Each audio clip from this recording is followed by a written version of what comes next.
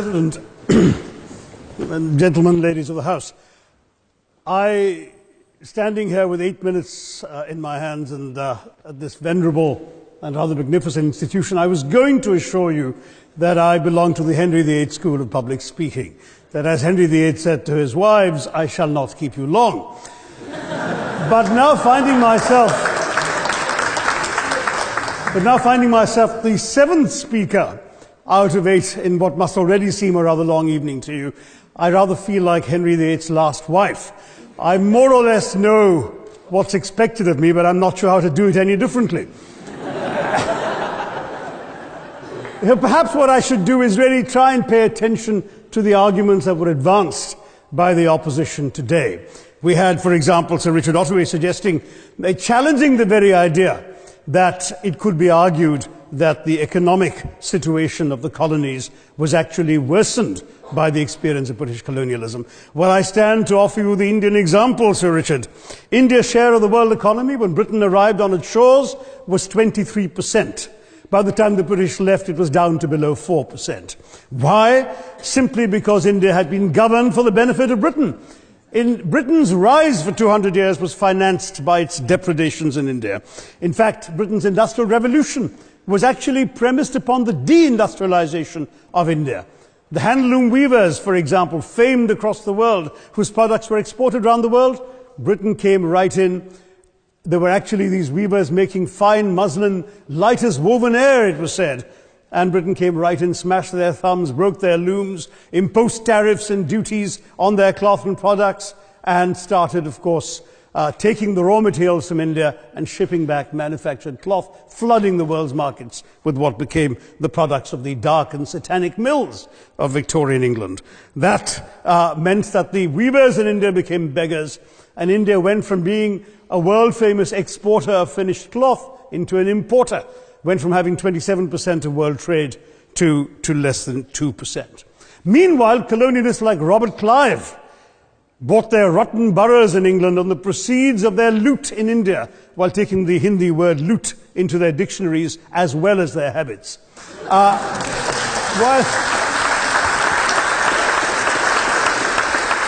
And the British had the gall to call him Clive of India, as if he belonged to the country, when all he really did was to ensure that much of the country belonged to him.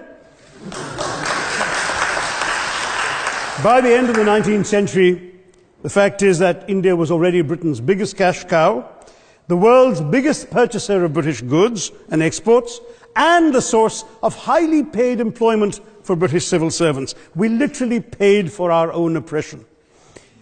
And as has been pointed out, the wealthy Victorian British families that made their money out of the slave economy, 1/5 of the elites of the wealthy class in Britain in the 19th century owed their money to transporting 3 million Africans across the waters.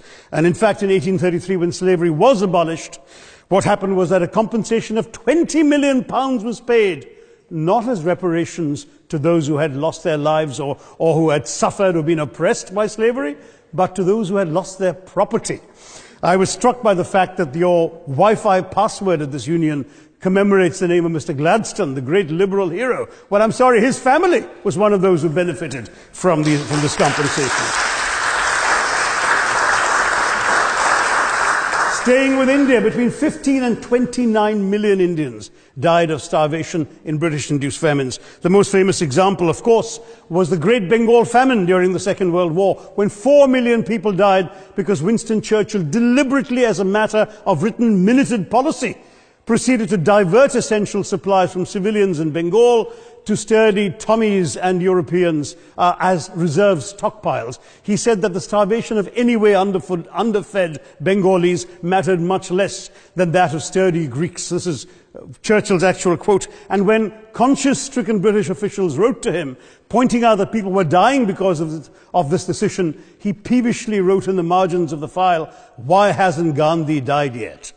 So all notions that the British were trying to do their colonial enterprise out of enlightened despotism, to try and bring the benefits of colonialism and civilization to the benighted heathen. I'm sorry, Churchill's conduct in 43, simply one example of many that gave a lie to this myth. As others have said on the proposition, Violence and racism were the reality of the colonial experience. And no wonder that the sun never set on the British Empire, because even God couldn't trust the English in the dark. Let me take World War I as a very concrete example, since the first speaker, Mr. Lee, suggested these things couldn't be quantified.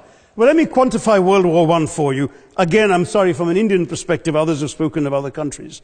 1/6 of all the British forces that fought in the war were Indian. 54,000 Indians actually lost their lives in that war. 65,000 were wounded. Another 4,000 remained missing or in prison.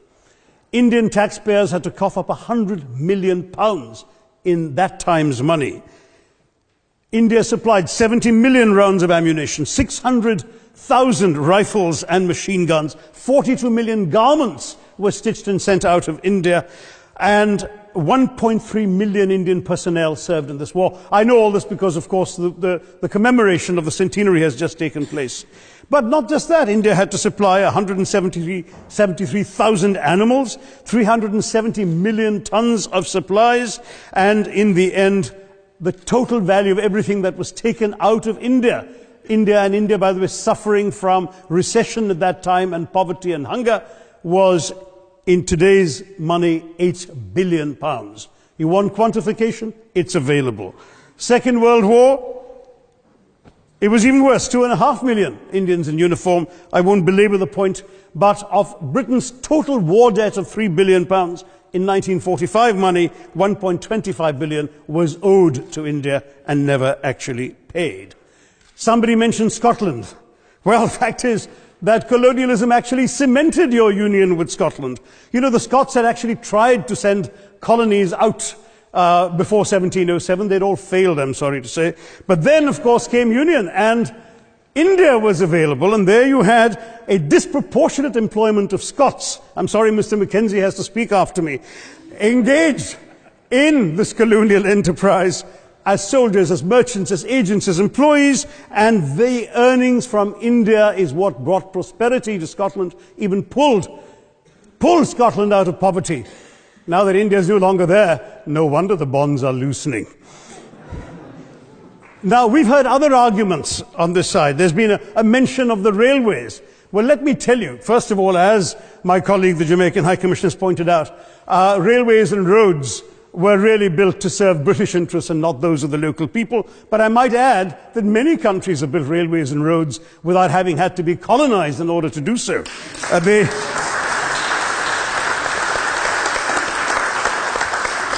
They were designed to carry raw materials from the hinterland into the ports to be shipped to Britain. And the fact is that the Indian or Jamaican or other colonial public, their needs were incidental. Transportation, there was no attempt made to match supply to demand for mass transport, none whatsoever. Instead, in fact, the Indian railways were built with massive incentives offered by Britain to British investors, guaranteed out of Indian taxes paid by Indians, with the result that you actually had 1 mile of Indian railway costing twice what it cost to build the same mile in Canada or Australia, because there was so much money being paid in extravagant returns. Britain made all the profits, controlled the technology, supplied all the equipment, and absolutely all these benefits came as private enterprise, British private enterprise, at public risk, Indian public risk. That was the railways as an accomplishment. We're hearing about aid. I think it was again Sir Richard Ottaway who mentioned British aid to India. Well, let me just point out that British aid to India is about 0.4% of India's GDP. The government of India actually spends more on fertilizer subsidies, which might be an appropriate metaphor for that argument. If I may point out as well,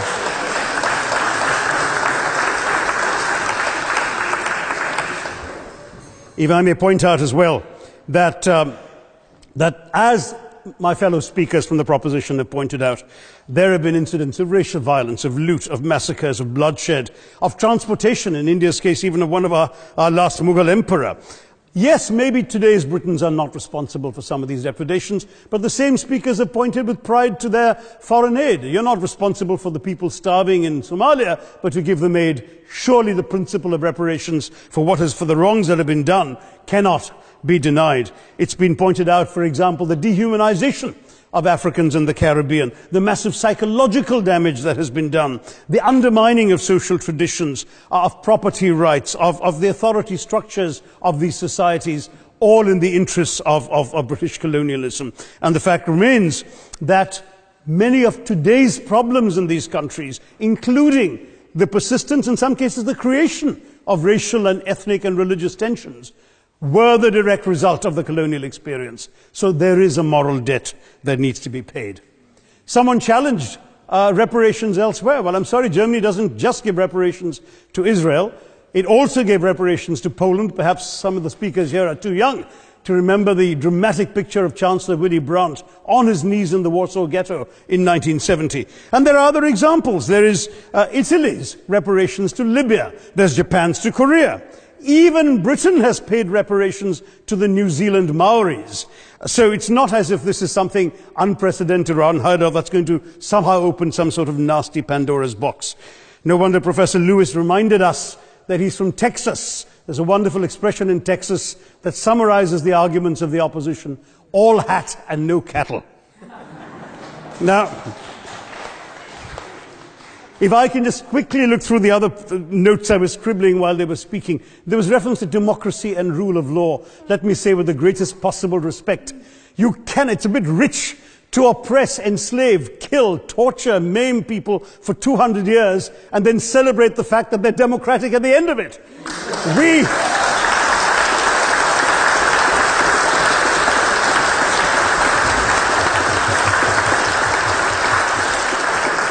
We were denied democracy, sir. We had to snatch it, seize it from you. With the greatest reluctance, it was conceded in India's case after 150 years of British rule, and that too with limited franchise. Yes, indeed, ma'am. The opposition spoke quite highly of Greek and Athenian democracy on which the West should pride itself, and spoke of liberty and equality in that same name. The Athenian democracy was only functioning because of the slave society on which it was built. That's the nature of colonisation. All right, I don't think that needs contradiction, not from me at any rate. But if I may just point out, I think the arguments made by a couple of the speakers, the first speaker, Mr. Lee in particular, conceded all the evil atrocities of colonialism, but essentially suggested that reparations won't really help, they won't help the right people, they'll be used as a propaganda tool, they'll embolden people like Mr. Mugabe. It's always nice how in the old days, I'm sorry to say that the people of the Caribbean used to frighten their children into behaving and sleeping by saying Sir Francis Drake would come after them. That was a legacy of that. Now it's Mugabe will be there. So this is the new sort of Sir Francis Drake of our times. The fact is very simply, sir, that we are not talking about reparations as a tool to empower anybody. They're a tool for you to atone for the wrongs that have been done. And I am quite prepared to accept the proposition that you can't put a monetary sum on the kinds of horrors people have suffered. Certainly no amount of money can expiate the loss of a loved one, as somebody pointed out there. You're not going to be able to figure out an exact amount. But the principle is what matters. The fact is that to speak blithely of sacrifices on both sides, as an analogy was used here, a burglar comes into your house, ransacks the place, stubs his toe, and you say, well, there was a sacrifice on both sides. That, I'm sorry to say, is not an acceptable argument. The truth is that we are not arguing specifically that vast sums of money need to be paid.